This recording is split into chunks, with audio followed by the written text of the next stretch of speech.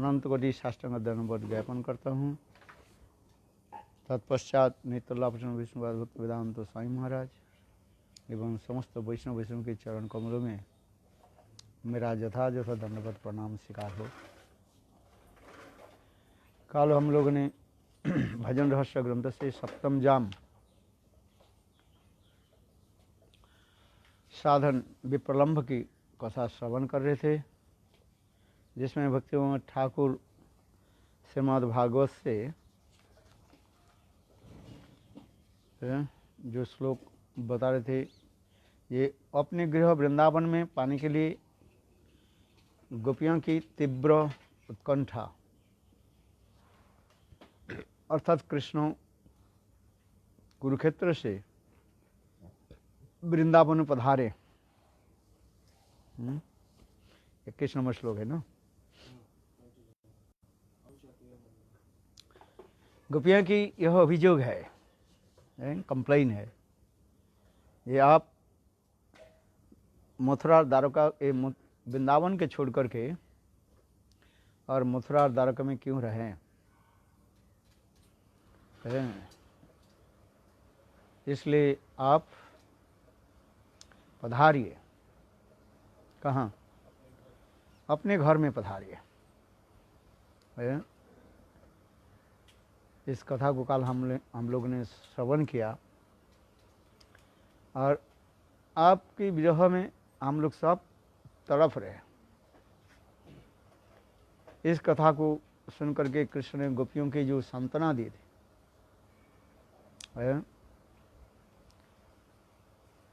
हे गोपियों, ये आप लोग की विरह की कारण है, ये हमारे प्रति प्रगाढ़ स्नेह और आसक्ति के कारण है। कृष्ण साधारण मनुष्य के भांति गोपियों के ये उपदेश दे रहे हैं। जिस प्रकार संसार में लोग दुख कष्ट के कारण होता है, क्या कारण क्या है? संसार के लोग दुख के कारण क्या है बताओ? आसक्ति। देह संबंधी वस्तु के प्रति आसक्ति होने के नाते ये दुख के कारण होता है। जैसे माता पिता भाई बंधु स्त्री पुत्र परिवार, इनके साथ हम लोग संबंध करके जो रहते हैं और उससे आसक्ति बनता है, वही आसक्ति जो है हमारे दुख के कारण है कि नहीं? बताओ।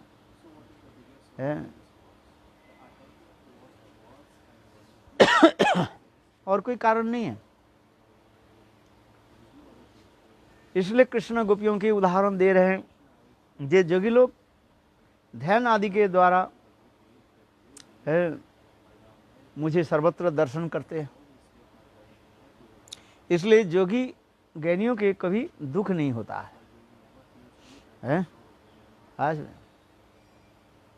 ज्ञानी लोग और जोगी लोगों के दुख नहीं होता, इसलिए वो लोग ध्यान के द्वारा ज्ञान आदि के द्वारा कृष्ण के सर्वत्र जो है उनके दर्शन होता है।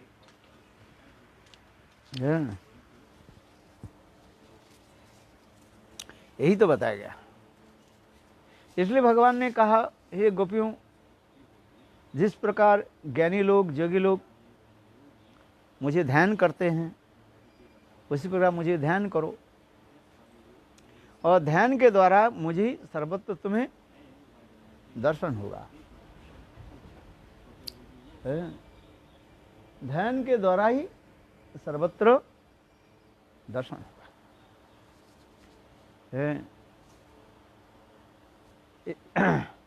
और कृष्ण ने एक भी बात बताया, देखो मैं परमात्मा स्वरूप हूँ। परमात्मा सर्वत्र ही है।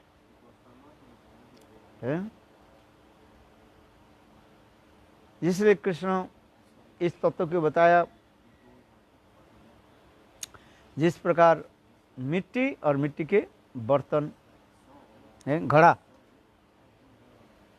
वो मिट्टी से कभी अलग नहीं होते। मिट्टी के घड़ा जो है, जिसको कलसी कहा जाता है, पानी भरता है,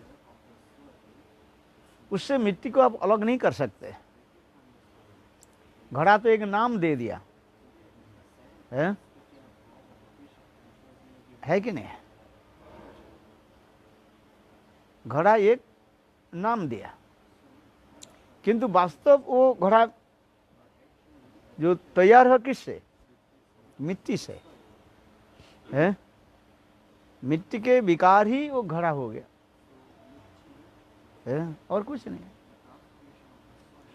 और उसी के अनेक नाम अभी देते जा रहे हैं। जैसे क्या बोलते हैं, घड़ा बनाते हैं, सुराही बनाते हैं, और मिट्टी के जो है गिलास बनाते हैं, अनेक प्रकार बनाते हैं। वास्तव में तत्व सिद्धांत ही है। तात्पर्य क्या है? ये ज्ञानी लोग उसी प्रकार कहते हैं ब्रह्म एक ही है, एक ब्रह्म द्वितीय नास्ति। वही ब्रह्म जो है अनेक रूप में प्रकाशित हो रहा है। बात इसी प्रकार कृष्ण बता रहे। इसलिए ज्ञानी लोग की दर्शन क्या होता है? ब्रह्म दर्शन है। अजोगियों के क्या दर्शन होता है? परमात्मा दर्शन है। ज्ञानी लोग, ये ब्रह्मवादी लोग ज्ञान के द्वारा तत्व ज्ञान को हृदयगम करते हैं। इसलिए ज्ञान के द्वारा उनके क्या होता है? हृदय में कभी दुख नहीं होता है। जानते हैं इस संसार में जितनी वस्तु है सब विनाशशील है, आज है काल चला जाएगा, है कि नहीं? ये ज्ञानी लोग इसी की कहा जाता है, आज हम है काल चले जाएंगे। इस संसार में जो कुछ भी देखते जा रहे हैं सब अनित्य है। ज्ञानी के तो यही कहना है। और यह भी नहीं, ये क्या है? सब मिथ्या मायामय है। मिथ्या और मायामय है ये। वही ब्रह्म माया के द्वारा आच्छादित होकर के ईश्वर नाम कहा जाता है। ज्ञानी लोग ईश्वर कहते उसको। वही ईश्वर अनेक रूप धारण करके इस संसार में आते हैं, राम के रूप में, कृष्ण के रूप में फिर अपने कार्य सिद्धि करके फिर माइक शरीर को छोड़ देते हैं और फिर ब्रह्म में जाकर के लीन हो जाता है। ब्रह्मलीन बस आत्मा नाम से कोई वस्तु नहीं है। ज्ञानी के विचार तो यही है, ब्रह्मवादी के यही विचार है। एक मतलब ब्रह्म सत्य, जगत मिथ्या, जीव ब्रह्मीपो नापरः। जीव ही ब्रह्म है। आसन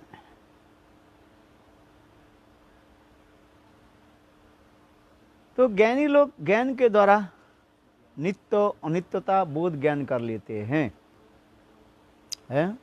इसलिए उनके दुख नहीं होता है। आने वाला जो है जाने वाला वही है कि? और जोगी लोग योग दर्शन के द्वारा ये पंचतत्व वस्तु के जानते हैं, जिसे पंचीभूत कहा जाता है। मिट्टी, जल, अग्नि, वायु, आकाश, ये 5 तत्व जो संमिश्रण में तैयार होता है। जैसे हमारे देह कैसे तैयार हुआ? पंच तत्व के द्वारा। मिट्टी, जल, अग्नि, वायु, आकाश, ये पंचतत्व एक दिन इस शरीर से अपने आप अलग हो जाएंगे, है कि नहीं? इसमें जो वायु जो है, शरीर में वायु है, वायु में जाकर मिल जाएंगे।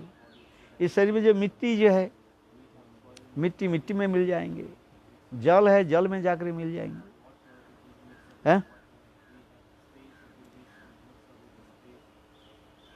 एक ही तत्व है, वो परमात्मा तत्व जो कि लोग कहते हैं। वो परमात्मा कैसे? दृष्टा। दृष्टा माने वो देश दर्शन करते रहते हैं साक्षी रूप में, है अयं ही साक्षी, मैं साक्षी रूप में। इस हृदय से अर्जुन तिष्ठति, हे अर्जुन सब जीवों के हृदय में मैं परमात्मा के रूप में, यानी साक्षी के रूप में मैं रहता हूँ। गीता में भगवान ने भी कहा है कि नहीं, साक्षी स्वरूप है। कोई पाप कर्म कर रहे हैं, कोई पुण्य कर्म आदि कर रहे हैं। इस संसार के जीव जैसे जैसे कर्म आदि करते जा रहे हैं, उस कर्म के अनुसार इस संसार में फल भोग कर रहे हैं। किंतु यदि तत्व दर्शन किसके हो जाए है, और तत्व दर्शन से क्या होता है, ना उनके दुख होता है ना कष्ट होता है। इस प्रकार कृष्ण ने गोपियों की इस समस्त दर्शन की कथा सुनाया, और सुन करके गोपियों की क्या हुआ, क्रोध हो गया है। गोपिया ने कृष्ण की क्या कहा, ये कहने आहुष्यते नुलिनाभ पदारविंदम योगेश्वर हृदय विचिंत अगाध बोधि संसार कूपोदित उत्तर अवलंबन गेहं जुषाम वे मनसोदियात सदा नः। ये गोपियाँ यह कहते हैं, हे कमलनाथ अगाध बोध संपन्न बड़े योगेश्वर, अपने हृदय कमल में आपके चरण कमल का चिंतन करते रहते हैं। कौन? ब्रह्मा जी हैं। ब्रह्मा जी सबसे बड़े जोगी कहा जाए है। बड़े बड़े जोगी लोग, इसमें ब्रह्मा जी के नाम आता है, शिव जी के नाम आता है। ब्रह्मा शिव आदि ये समस्त आपके चरण कमल को सदा सदा चिंतन करते रहते हैं। क्यों? ना ये संसार से मुक्ति होने के लिए है।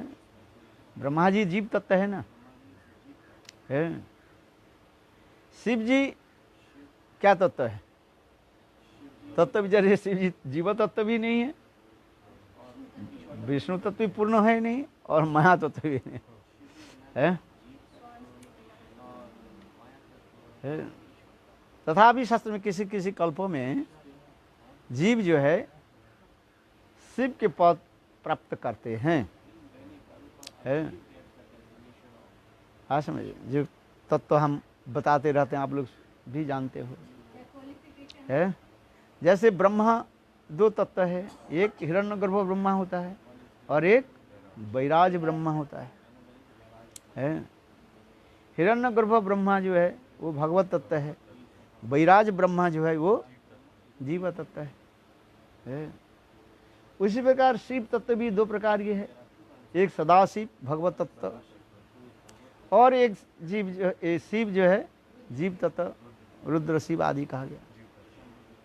अच्छा, इसलिए जो जीव तत्व में आकर के अपने पद को अधिष्ठान करते हैं, मैंने पद को प्राप्त करते हैं, है? हाँ समझिए, वो क्या करते हैं? वो संसार से मुक्ति होने के लिए योग आदि करते रहते हैं, ध्यान आदि करते रहते हैं। तो गोपियाँ उसी के लिए कह रहे हैं, ये ब्रह्मा आदि बड़े बड़े देवता लोग के लिए ये समस्त जो है ज्ञान वैराग्य की कथा श्रवण कराइए, है? क्यों? ये लोग ही तो संसार में है। ये चतुर्दश ब्रह्मांड में है, 14 प्लानिटरी सिस्टम में ये लोग तो घूम रहे हैं। समझ में आया?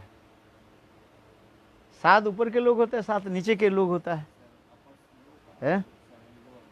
अच्छा, यही से क्या कहता है 14 भुवन कहा गया है, 14 प्लानिटरी सिस्टम।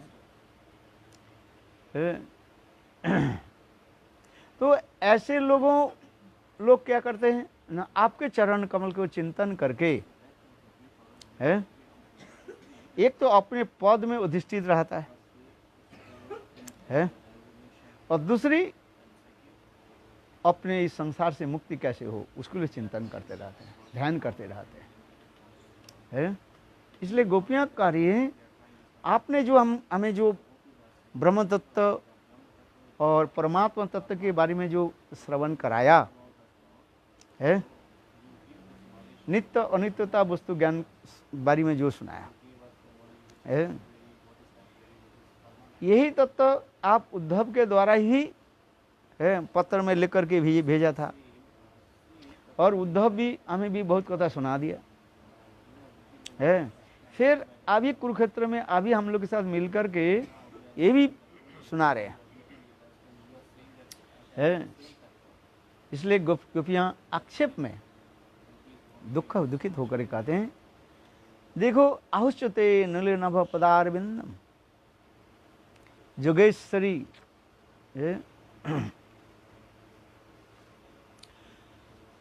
जोगेश्वरी हृदय विचिंत अगाध बोधि अगाध बोध संपन्न महाज्ञानी सर्वशास्त्र विशारद ऐसे ब्रह्मा आदि देवताओं के आप ऐसे उपदेश दीजिए।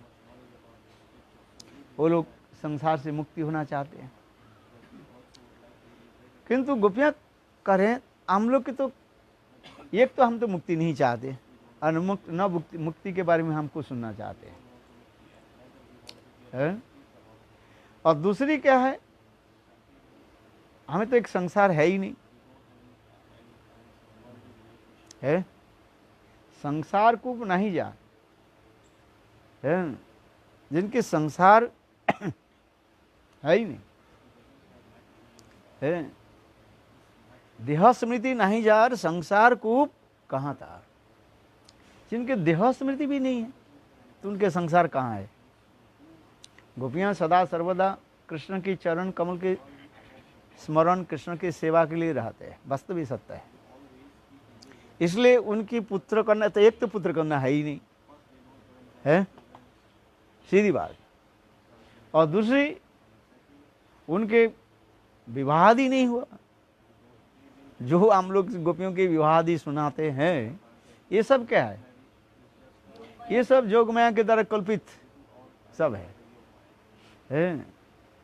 कृष्ण ने ये जोगमाया ने की कृष्ण के साथ ये समस्त पारक्यत्व प्रेम रस आस्वादन करने के लिए एकमात्र क्या ये समस्त जो है विवाह आदि रचाया, जिसे इंद्रजालिक कहा जाता है। वास्तविक सत्य है। जो लोग हजारों के साधन से जो अनेकों जन्म तपस्या करके आ रहे हैं, भजन साधन करके आ रहे हैं, क्या ये संसार में उसकी आसक्ति रहता है ना, संसार में कोई वस्तु के प्रति वो रखते हैं ये कैसे बात। और जो नित्य सिद्धा है उनकी तो और क्या कहें, अधिक क्या कहें है। इसलिए गोपियां भी सत्य कह रहे हैं, देह स्मृति नहीं जा संसार को कहाँ था है। केवल हम लोग ये उतना ही विरह रूपी समुद्र हम के क्या है, तुम्हारे साथ हम कैसे मिलन हो है, हाँ समझे, वही हम लोग की एकमात्र चिंता है और कुछ नहीं। गोविंद के साथ साक्षात रूप में प्राप्ति यही जो है उनके हृदय में रहता है। जिसे प्रेम के बारे में हम कहते हैं, एक होता है क्या उत्कंठामयी प्रेम और एक होता है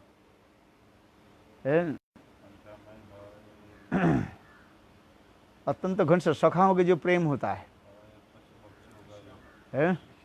विश्रम्भ प्रेम होता है। और तीसरी जो होता है विवेक शून्य प्रेम, पक्षी आदि के जो है गाय पक्षी आदि के विवेक शून्य प्रेम कहा जाता है। गोपियों की प्रेम कहा जाता है उत्कंठामयी प्रेम है।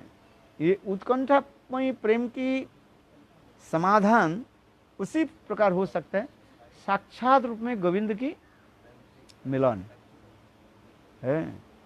यह तो इस सपना आदि के द्वारा व और किसी आदि के द्वारा मिलन से उनकी यह विरह जो है वो समाप्त नहीं होगा है। इसलिए गोपियों की वह प्रेम कहा जाता है उत्कंठामयी प्रेम, ये दिखा रहे हैं। इसलिए गोपियां कह रही है उसी प्रकार यह देह स्मृति नहीं जाए संसार कूप कहाँ है। और आपने ऐसे ब्रह्म तत्व, योग तत्व, परमात्मा तत्व बता रहे हो है, ये बता करके किसको कैसे बोलना है आपको तुम्हें आता नहीं है। लोग हंसाइए मारो है। अरे गाय के जो वस्तु खिलाया जाता है क्या मनुष्य को वस्तु खिलाओगे क्या? गाय को क्या खिलाते हो? घास खिलाते हो है, पत्ता आदि खिलाते रहो, भूसा है, गेहूं के ले लेते हो और गेहूं के ऊपर जो छिलका आदि जो ऊपर जो रहता है उसके कूट कूट करके गाय को खिलाते हो। क्या वही भूसा घास पत्ता क्या मनुष्य के खिलाओगे? क्या बुद्धिमान मनुष्य उसको खाएंगे? है बुद्धिमान मनुष्य जो है गाय भूसा, एक गाय को खिलाने वाले अर्थात पशु के खिलाने वाले वो वस्तु ग्रहण नहीं करते हैं। और विपरीत रूप में भी सुनिए, जो मनुष्य के जो रसगुल्ला खिलाया जाता है, क्या वो रसगुल्ला गाय को खिलाने से फायदा क्या होगा? तात्पर्य क्या है? गोपियों की कहानी की ये तात्पर्य है, जो जिस प्रकार अधिकारी है उस अधिकारी व्यक्ति के निकट वही उपदेश देना तुम्हारा बुद्धिमान की कर्तव्य है। बुद्धिमान व्यक्ति क्या करते हैं? जो जिस प्रकार अधिकारी है उस अधिकार के निकट उसके वही कथा सुना, उपदेश दो। गाय भूसा को खिलाने वाले चना मनुष्य को खिलाए, ये तो परिहास की बात हो जाता है। और मनुष्य के खाने वाले जो रसगुल्ला मिठाई आदि जो है गाय को खिलाओ, तो ये ठीक नहीं है। तो उसी प्रकार गोपियां कार्य है। ये हम लोगों के जो आप ऐसे जो ज्ञान वैराग्य ब्रह्म तत्व और परमात्मा तत्व के बारे में सुनाया, ये लोग हंसाइए हमारा, और कुछ नहीं है। ये तुम्हारे क्या, ये तुम्हारे बुद्धिमान की काम नहीं है। हे कृष्ण, सुनिए, आप ये सब कथा छोड़िए, क्या करें? हमारे अपने जो नित्य गृह जो है, कहाँ? वृंदावन में पधारिए है, क्योंकि वृंदावन ही जो है आपका घर है। गोपियां यह कहते जा रहे हैं, देखो आप मथुरा व द्वारका आदि स्थान में जो रह रहे हो वो आपके दुखप्रद है, वहीं पर आपकी कोई सुख दे नहीं पाएंगे। वास्तव में सत्य है। इसलिए गोपियां क्या करें? वृंदावन ऐसे मधुर धाम है, मधुर स्थान है, जहाँ पर गोप गोपी गाय बछड़े जमुना है, कितना सुंदर है। ममस्तु वृंदावनो एव वास, वृंदावन में मेरा वास इसलिए कार्य है। विश्वनाथ चक्रवर्ती पाद के वृंदावन में वासी हमारे है, जहाँ पर जमुना पुलिन कितना सुंदर सुविस्तीर्ण जमुना है, कल कल करते हुए प्रवाहित हो रहे, सच्चा स्फटिकवत जल है, जहाँ पर अनेकों कमल आदि खिले हुए हैं, जहाँ पर अनेक प्रकार जो है जलचर पक्षी जो है कलरव आदि करते रहते हैं। कुजत कोकिल कुजत कोकिल हंस सारस निनादम, कितने सुंदर कोयल आदि यहाँ पर कुहकते रहते हैं। कितना सुंदर कोयल कुहकते रहते वृंदावन में है। मयूर जहाँ पर पंख फैला करके नृत्य आदि करते रहते हैं। जहाँ पर मधुमक्खी जो है पेड़ में किसने सुंदर मधुमक्खी की छता बनाते रहते हैं। और मधुमक्खी फूलों की मधु शहद संग्रह करके वो छत्ता में रखते, कितना सुंदर ये वृंदावन है। ये वृंदावन। और जहाँ पर गिरिराज गोवर्धन कितने सुंदर है, वृंदा विपिनं सुरम्योपि तस्री मानो श्री गोवर्धनम। इसलिए तो कहा गया वृंदा विपिनं सुरम्योपि तस्री मानो गोवर्धनम। बोले वृंदावन की मुकुटमणि क्या है? गिरिराज गोवर्धन है। वृंदावन की सौंदर्य माधुर्य कैसे साबित हो रहे हैं? गिरिराज गोवर्धन के द्वारा। वृंदा विपिनं सुरम्य तस्री मानसी गोवर्धनम है। और उस गोवर्धन से भी और भी श्रेष्ठ बता रहे क्या? राधा कुंड, श्याम कुंड है। कितना सुंदर मनोरम इस सब स्थान। इसे कहते हैं, इसके बृहद वृंदावन के लिए ही कह रहा है। बोले वृंदावन की जो धूलि कणा जो है, एक धूल कणा को एक तरफ तराजू एक तरफ रख दो, और जितने भी तीर्थ स्थल है, सप्त मोक्ष दायिका ये तीर्थ स्थल है, और वो समस्त तीर्थ स्थल की मिट्टी एक तरफ रख दो, तथापि वृंदावन की धूल कणा के साथ वो बराबर नहीं होगा। आप क्या समझते हो? बोले वृंदावन की एक रज कणा जो है, और उसके साथ समस्त तीर्थ की मोक्षदायी का तीर्थ, साधारण नहीं है। कितने तीर्थ है? अरे सप्तपुरी, सप्त मोक्षदायी। काशी, कांची, अवंतिका, दारावती, मथुरा, यहाँ मथुरा भी नाम में है। मथुरा ही, और है ये मथुरा ने, और कौन सा मथुरा है? मायापुरी, हरिद्वार है। हाँ समझो नहीं, ये समस्त क्या मोक्षदायी का कहा जाता है, मुक्ति देने वाले है। ऐसे स्थानों पर रह स्थानों की जो मिट्टी, जो सारे जो मिट्टी को एक तरफ रख दो, तीर्थ स्थल सप्त मोक्षदायिका के स्थान में एक तरफ रख दो, और एक तरफ क्या राधा कुंड, यानी ये वृंदावन की धूल कणा एक तरफ, तथापि बराबर रही। प्राणेभ्यो ओपी मुकुंद दयितम। मुकुंद के क्या अत्यंत प्रिय जो है इस वृंदावन, यहाँ पर वृंदावन के बृहद वृंदावन के समझना चाहिए। और इसमें विशेष करके बृहद वृंदावन में श्रेष्ठ कौन सा बताएगा? राधा कुंड है। मना को भी है, देखो है। इसलिए राधा कुंड की ऐसे महिमा भी बताते जा रहे हैं। यहाँ पर वृंदावन करके बृहद वृंदावन, और बृहद वृंदावन के अंतर्गत गिरिराज गोवर्धन, और गिरिराज गोवर्धन की दो आंख स्वरूप जो है राधा कुंड और श्याम कुंड है। इसलिए कर रहे ये वृंदावन की इतने महिमा है। समझे, छोड़ दो है। इसलिए कर इस श्लोक कितना सुंदर श्लोक है, याद किया? वृंदा, हाँ, वृंदा विपिनं सुमोपि तत्श्रीमानो श्री गोवर्धनम है। प्राणभ प्रियो है। मुकुंद दयितम, मुकुंद के अत्यंत जो है प्रिय ये स्थान है। मुकुंद के अत्यंत प्रिय है ये स्थान है। कितना सुंदर।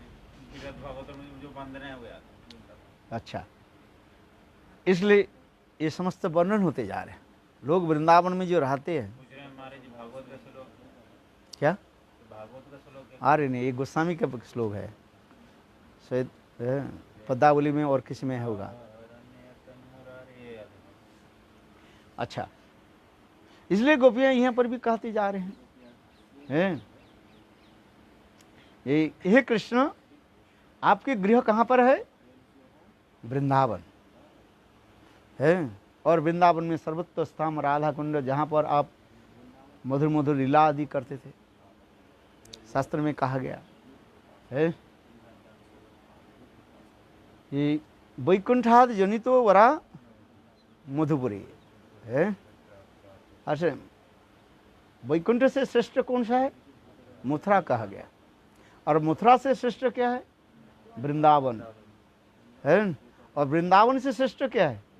गिरिराज गोवर्धन और गिरिराज गोवर्धन से श्रेष्ठ कौन सा है? राधा कुंड है। क्यों? इसको भी विचार करना है। वैकुंठ में भगवान के समस्त जो है मधुर लीला आदि नहीं है, केवल पति पत्नी बस, लक्ष्मी और नारायण है। हाँ समझे, ना पुत्र करना है ना कुछ है। भाई घर संसार आनंद तब होता है बाल बच्चा टें टें पैं पैं पैं पैं करे, हारमोनियम बजे। लोग तो यही चाहते हैं, संसार के लोग तो यही तो चाहते हैं भाई, टें टें पैं पैं, हारमोनियम बजे, मृदंग बाजे, करताल बजे, घर में चहल पहल हो। हाँ, घर में चहल पहल हो ना। इसलिए शादी के बाद कहते हैं हमारे एक बाल बच्चा आ जाए, बेटा हो बेटी हो, शादी फादी हो, क्या बोले इसके, क्या बोले वो उनके नाती नातनी जो कहते हैं, नाती पाती हो, संसार इसको कहा जाता है, चहल पहल हो, अच्छा है। किंतु देखो वैकुंठ में चहल पहल कुछ नहीं है, रुखा सुखा है बस है। केवल नारायण और कौन है? लक्ष्मी है। चलो बाहर तो द्वारपाल सब बैठा रहता है? बाहर तो द्वारपाल आदि सब बैठा रहता है। वैकुंठ में जो है कितने दरवाजा है? 4 दरवाजा है। आज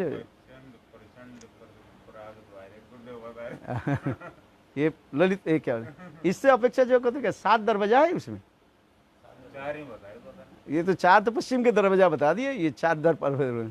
इसके अलावा जो ने कितने हैं? 7 दरवाजा बताए इसे घुसने के लिए, वैकुंठ में प्रवेश करने के लिए जो है। ये तो गए थे जो क्या बोलते जय विजय जो कथा सुनाया, ये जय विजय जो गए थे वो इस पर गए थे, बता रहे थे कि चंड प्रचंड पूरब दिशा में। हाँ वो रात है, किंतु कक्ष जो उसमें पार करने के लिए 7 दरवाजा उसमें अंदर है। हाँ समझे, हाँ धाता विधाता, चलो हाँ हाँ समझे नहीं भाई, इतना सहज नहीं। वैकुंठ में तो बड़ा धनी व्यक्ति है, बाल बच्चा तो है ही नहीं, है कोई है ही नहीं, बस पोती पत्नी रहा। इसलिए क्या अंदर होगा? वही वहीं पर रहता है, बाहर पड़ा रहता है सब।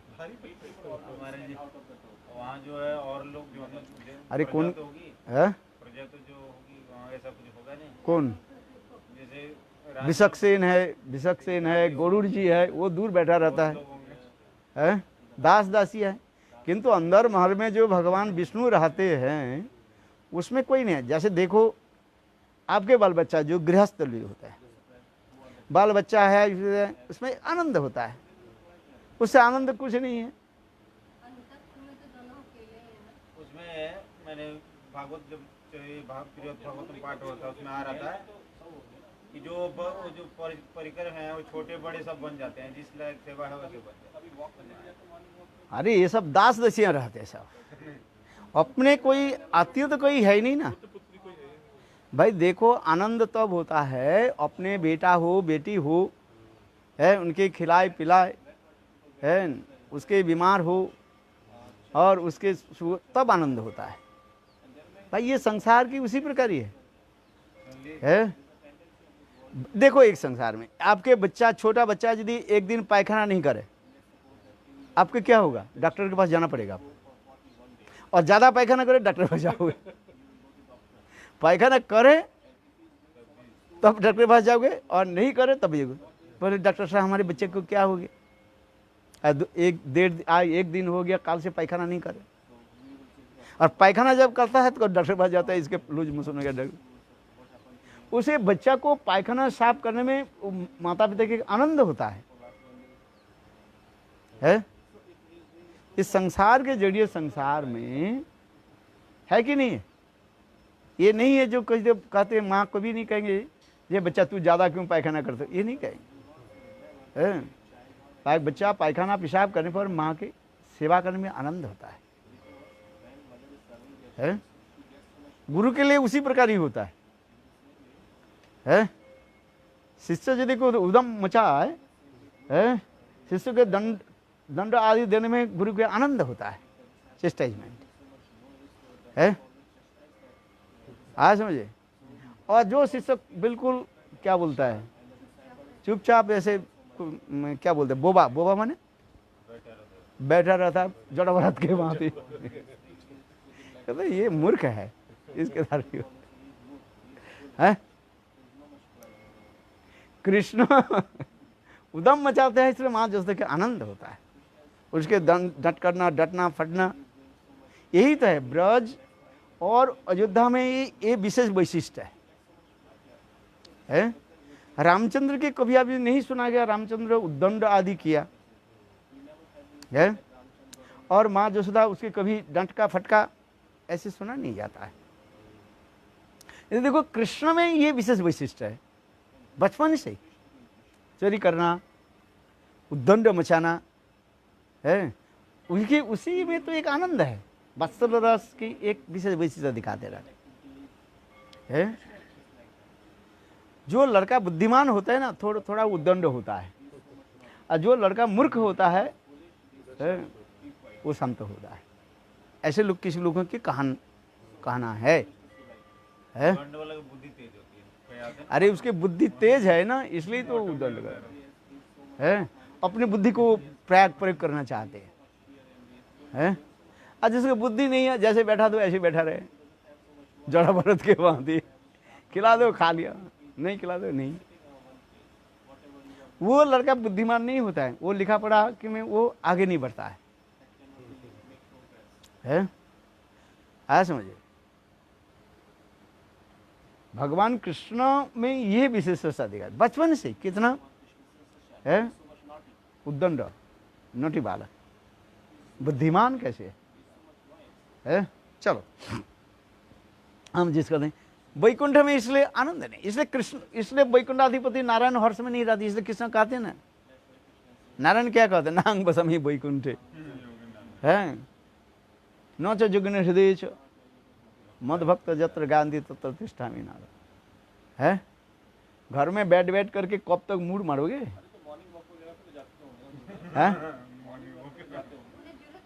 अरे भाई देखो, ज्यादा तो पुतनी के पास बैठो, तुम्हारे सिर चाटेगा, माने बक बक बक बक करते रहेगा है। अच्छी बात इसे तो नहीं है, इस घर संसार की बात करते रहो है।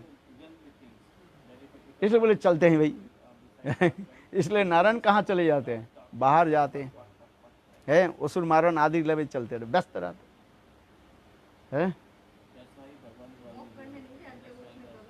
अच्छा देखो आगे चल की कथा वैकुंठ से है, अयोध्या, द्वारका, मथुरा, गुरुवृंद है। हम जिस कथा में गोपियां की जो कह रही है श्रेष्ठता, धाम की श्रेष्ठता बता रहे है तो भगवान एक ही है, अपने परिकर के अनुसार, धाम के अनुसार भगवान वो समस्त लीला धाम आदि प्रकाश करते रहते हैं। भगवान में यह विशेष वैशिष्ट है, जैसे से परिकर होंगे हैं भगवान उसी प्रकार अपने स्वरूप को प्रकाश करते हैं। वैकुंठ में क्या है बताओ, वैकुंठ में क्या बोले, संत प्रधान दास्य होता है, संत प्रधान होता है वहीं पर सेवा वृत्ति नहीं है, शांतरस के भक्त में सेवा नहीं है, केवल निष्ठा रहता है। दास्य सामान्य रूप में सेवा आदि रहते थे, गरुड़ विसेक्षण आदि रहते हैं, बैठा रहता है। जब भगवान कहते चलो, गरुड़ जी कहते बैठो है। पानी पिलाने वाला कहीं नहीं है। मतलब क्या है, जब भगवान कहेंगे मुझे प्यास लग रहा है तब देंगे, इसके आगे नहीं रखेंगे। हाँ समझे, ये प्रभु के प्यास लगेंगे है, मैं आगे पहले से ही जो है पानी तैयार कर रखो, ऐसे नहीं करते। कारण क्या होता है, वो जानते हैं भगवान तो आत्माराम आप्तकाम, केवल हमें कृपा करने के लिए वो सेवा चाहते हैं, यही भावना रहते हैं। इसलिए वहीं पर वैकुंठ में कहा गया शांत प्रधान, शांत रस प्रधान होता है, और शांत रस में कोई सेवा वृत्ति नहीं है वास्तव रूप में है। शांत रस में क्या होता है, केवल निष्ठा रहता है, वो प्रभु है, वो आत्माराम आप्त काम है। हम तो रस विचार में, जैसे का महाराज जी बता रहे थे, तो रस विचार में चले जाते हैं, है। आत्मा अक्षय के साथ रमन कर, आत्मा कृष्ण के आत्मा कौन है, राधा रानी कहा दिया है, ये समझते रस विचार में जाते, किंतु तत्व विचार में ये सब नहीं है। अप्त काम, आत्माराम अप्त काम है। आ समझे, रस विचार सब समय नहीं आता है, तत्व विचार में लाना पड़ता है ना। जैसे काल का ना है, गोपियाँ कहते हैं बताओ प्रेम के, तुम आप क्या आत्माराम हो, अप्त काम हो, ना गुरुद्रोही हो, ना अपराधी हो, है, अकृतज्ञ है, ये सब बात बताया। कृष्ण ने सारे कथा को बोला, मैं आत्माराम भी नहीं हूँ, अप्त काम भी नहीं हूँ, और गुरुद्रोही अपराधी भी नहीं हूँ, और क्या मैं अकृतज्ञ भी नहीं। यदि अकृतज्ञ होते तो आप लोग के पास पुनः क्यों आ जाते, ये इसलिए मैं अकृतज्ञ नहीं। आत्माराम भी आप्त काम भी नहीं हूँ। यदि आत्माराम आप्त काम होते, आप लोग के साथ प्रेम विहार आदि कैसे करते। भागवत में एक एक करके श्लोक बता दिया है। हाँ समझ,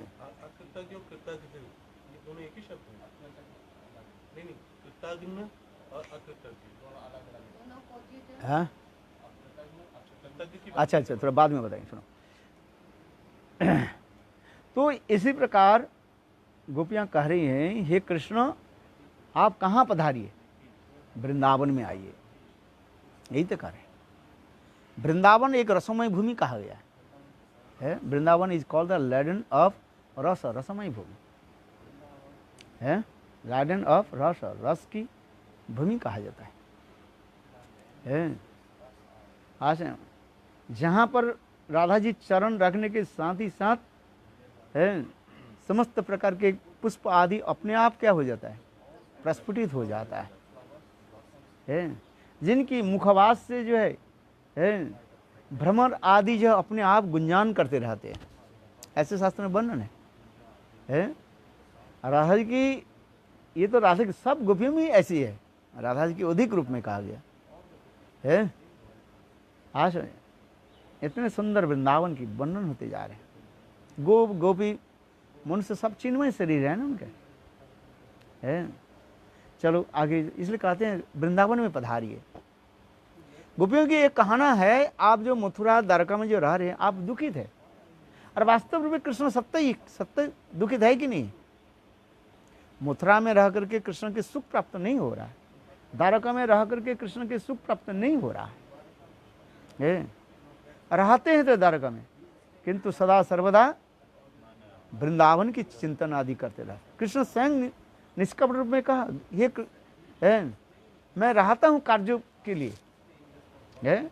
जैसे आपके पति कार्य के लिए दूर देश में चले जाए, इंग्लैंड अमेरिका विदेश में चले जाए, किंतु आपके पति किसको चिंतन करे, अपने गृह में, है। हाँ समझे, चिंतन उसी प्रकार होता है। उसी प्रकार कृष्ण भी कह रहे हैं, चैतन्य चरितामृत इसका वर्णन किया है। आप लोग के छोड़ करके मैं दूर देश में रह रहा हूँ, किंतु हे गोपियों सत्य करके मैं कहता हूँ, आप लोग की चिंतन, आप लोग के छोड़ करके मैं दूसरे की चिंतन नहीं करता हूँ। केवल कार्य की कारण के लिए, कार्य करने, इसमें जो जिस कारण से हमें रह रहा हूँ, उस कार्य संपूर्ण हो जाए तो मैं लौट करके आ जाऊँगा, है। कृष्ण मथुरा द्वारका आदि में रहने के तात्पर्य यही है, वहाँ पर असुर आदि को जो है निधन करना, वास्तव ये सत्य है। कृष्ण कह रहे हैं, ये असुर लोग जो है, जरासंध आदि अनेकों जो असुर जो है, ये द्वारकावासी व मथुरा वासियों के उत्पीड़न कर रहे हैं। ये समझते असुर को मैं मार करके है, मैं आ ही गया मानो, है? अरे द्वारका में असुर ने, हाँ क्या जी, वो था वो श्रीगाल जो है, क्या नाम, वासुदेव श्रीगाल है ना, पुंडरीक वासुदेव, ये समझते हैं। कृष्ण रहते थे तो द्वारका महल में समुद्र के इधर, वो दूसरी बात है, किंतु द्वारका पूरी विशाल है। वहाँ पर असुर, वहाँ द्वारका में रह करके कृष्ण मारा कि नहीं मारा? कितने असुरों को? कृष्ण के अधिक जो लीलाएं क्या, द्वारका लीला तो ज़्यादा हुआ है। श्रीमद् भागवत में 10वें स्कंद में कितने अध्याय है? 90 अध्याय है। 90 अध्याय में जो है विशेष करके जो है द्वारका लीला तो अधिक वर्णन किया गया है। आया समझिए है। कृष्ण की वृंदावन लीला कहाँ तक समाप्त हो गया? रासलीला के बाद जो है वो 39 अध्याय में जो है जुगल एक है नहीं भाई, जो वो क्या बोले अक्रूर ले गए, अक्रूर ले गए कौन सा अध्याय में है? 38 39। और बाकी सब तो फिर कृष्ण चलेगा ना है। उत्तरार्ध की जो कथा जो वर्णन होते जा रहे है। तो आप बताओ है? आधा हुआ है, आधा है। आधा भी नहीं है, कहाँ आधा है? 39 90 अध्याय है ना है। 10वें स्कंद में कितने अध्याय है? 90 अध्याय है। 90 अध्याय में जो है 90 चैप्टर में जो है तो देखो वृंदावन की लीला जी यहाँ से जो करके एक माने 10वें स्कंद प्रथम से लेकर के जो है कथित वंश विस्तार इसमें जो लिखा है यहाँ से लेकर के मेरे ख्याल से 39 अध्याय जो अक्रूर तब ले गए हैं। द्वारका लीला में 51 अध्याय। किंतु कृष्ण तो चले गए ना है। इसके बाद सब वर्णन होते जा रहे हैं वहाँ पर, मथुरा आदि के, मथुरा लीला, द्वारका लीला सब वर्णन होते जा रहे हैं। हाँ समझे। इसलिए तो हमारे वो क्या बोले कवि कर्णपुर है ये सब लीलाओं को वर्णन नहीं करके वृंदावन लीला ही वर्णन करके समाप्त कर दिया है। वृंदावन में क्या बोले आनंद वृंदावन चंपू ग्रंथ में कितना सुंदर वर्णन है। तो हम जिस कथा श्रवण करते जा रहे हैं बोले आप वृंदावन में पधारिए है। वृंदावन आपकी गृह है और ये सब छोड़ दिए सब है। इसलिए गोपियाँ ये श्लोक भी बताया, विशेष करके बताया। ये देखो गोपियाँ फिर उलाहना देते हुए शब्द बोले। पहले तो बहुत सुंदर सरल कथा बोले, फिर उलाहना देते हुए बोले है ये हम लोग के भूल जाना आपके स्वाभाविक है। किंतु आप माँ यशोदा को कैसे भूल गए? इसलिए कह रहे हैं हम अपने के लिए दुखी नहीं हैं, दुखी है ब्रजेश्वरी यशोदा मैया के लिए। उनका उदास मुख देखकर हृदय विदीर्ण हो जाता है।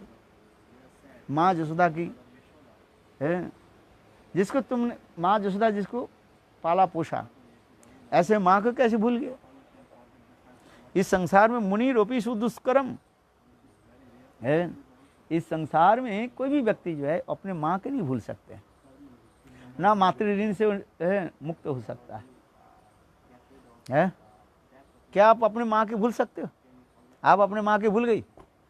नहीं भूले। पिहर में जाती कि नहीं जाती? आपकी पिहर कहाँ है? राजस्थान में।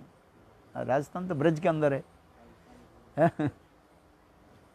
माँ के नहीं भूलता है कोई है? इस संसार में कोई सबके भूल जाए किंतु माँ के कोई भूल नहीं सकता। इसलिए गोपियाँ उलाहना दे रही है ये माँ यशोदा के कैसे भूल गया? उनका उदास मुख देखकर हृदय विदीर्ण हो जाता है। हमारे साथ तुम्हारा संबंध मानो तो है, नहीं मानो नहीं है। गोपियाँ उसी प्रकार उलाहना देती हुए कह रही है। गोपियाँ थोड़ा टेढ़ी मेढ़ी बात करने में उनके स्वभाव होता है। गोपियाँ कह रही है हमारे साथ तुम्हारे ये प्रेम की साथ जुड़े हुए हैं, किंतु तुम्हारे साथ जो माँ यशोदा के क्या संबंध है? रक्त के संबंध है समझ। अब विशेष करके माँ यशोदा के, इसलिए गोपियाँ कह रही हैं हमारे साथ तुम्हारा संबंध मानो तो है और नहीं मानो नहीं तो है। प्रेम क्या है? गोपियाँ इसी प्रकार, क्योंकि वास्तव नहीं है। गोपियाँ इसके लिए कह रही हैं, उलाहना देते हुए कह रहे हैं किंतु यशोदा के साथ तुम्हारा रक्त संबंध है, उसके रक्त से तुम्हारा शरीर गठित हुआ है। देखो गोपियाँ कह रही है नरवत लीला है ना, इसलिए कार्य है। तुम भूलने पर भी संबंध दूर नहीं हो सकता है। तुम ब्रज में पधारो या न पधारो, यह तुम्हारी इच्छा के ऊपर निर्भर है। किंतु तुमने ब्रजवासियों को जीवित क्यों रखा है? क्या बार बार दुख देने के लिए ही यह जीवित करके रखा है? गोपियां यहाँ पर उलाहना देते हुए कहा जाए, हाँ, यदि जीवित रखना है तो तुम शीघ्र ही वृंदावन में पधारो और तुम्हारा यह राजवेश, हाथी घोड़े, यहाँ के राजपुरुषों का संग, यह अन्य प्रदेश ब्रजवासियों के तनिक भी शोभा नहीं देता है। ये राधा जी का नहीं, गोपियां का है। हम वृंदावन छोड़ नहीं सकते है। यदि कहो आप लोग भी यहाँ रह जाओ, यदि कृष्ण कहे ये देखो आप हमारे लिए विरह में क्यों तड़प रहे हो, आप लोग के विरह शांति हो जाएगा, कहाँ यहाँ पर द्वारका में रहो है? कहते हैं ये कैसे संभव है? ऐश्वर्य मार्ग के भक्त और माधुर्य मार्ग के भक्त दोनों अलग होता है। ऐश्वर्य और माधुर्य कभी संमिश्रण नहीं हो सकते, मिल नहीं सकता है। एक ब्रजवासियों की हृदय में क्या रहता है, भावना क्या है? कृष्ण हमारे एक परिवार के सदस्य है। कृष्ण भगवान नहीं है, कृष्ण एक साधारण हम लोग के भांति व्यक्ति है।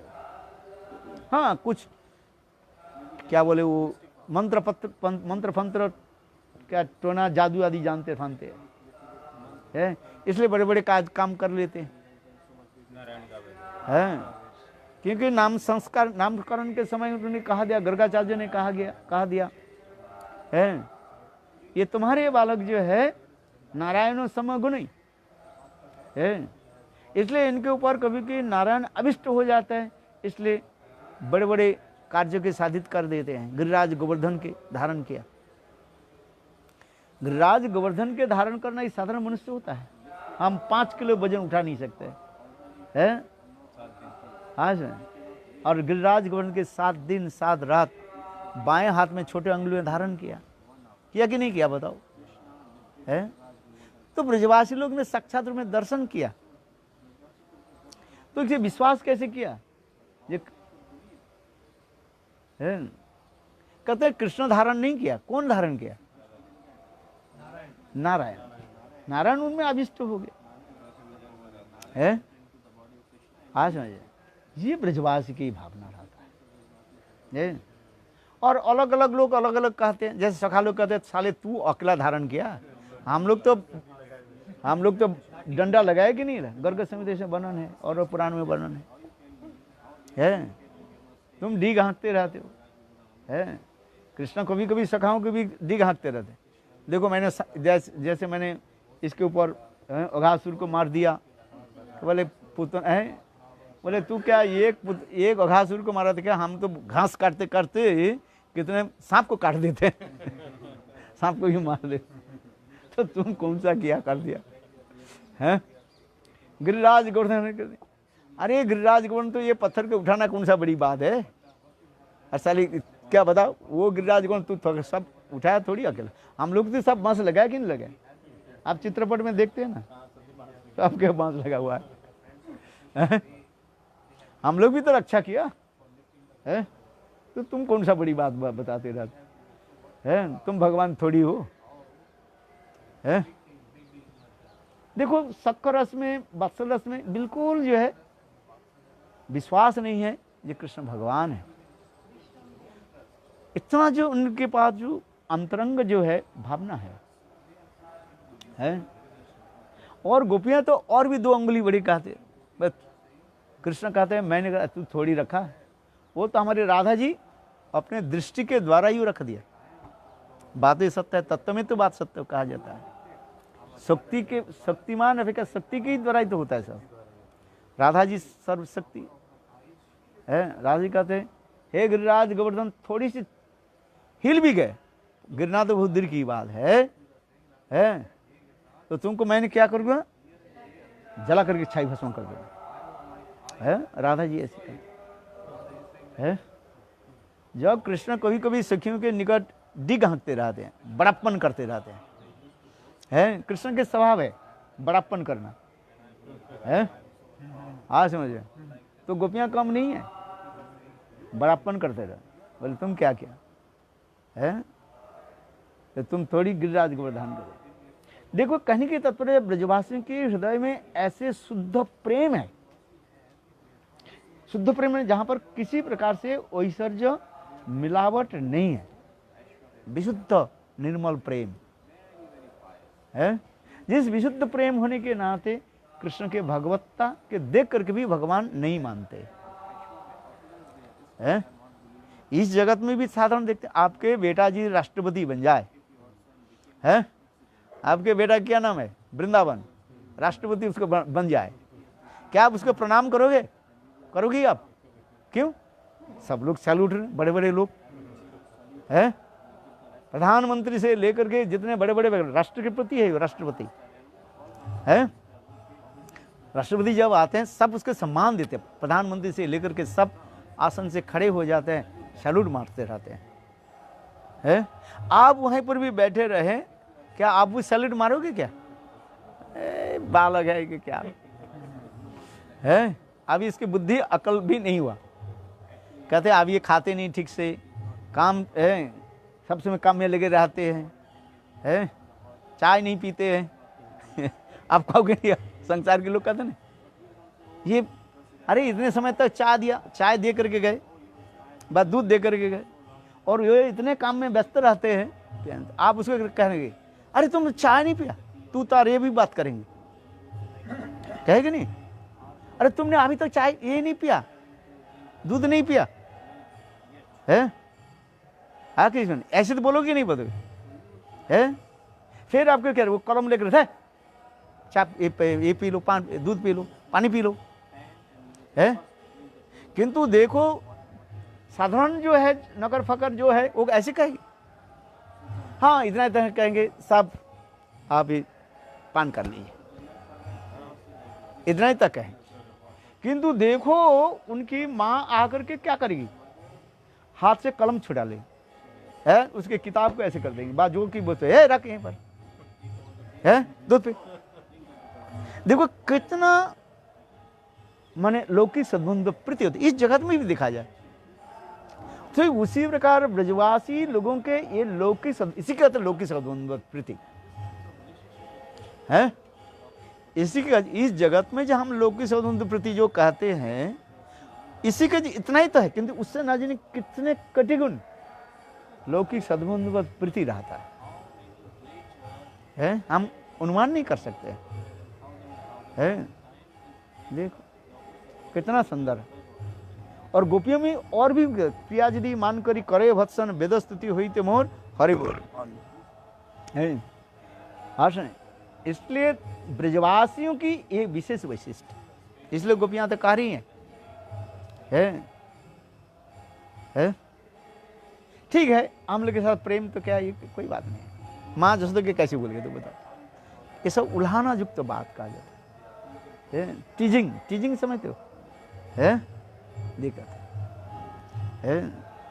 तो इस श्लोक में ऐसे वर्णन होते जा रहे हैं, और प्रेमानंद और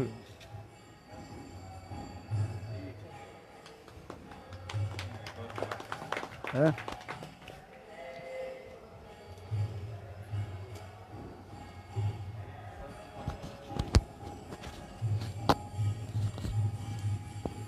हो गया।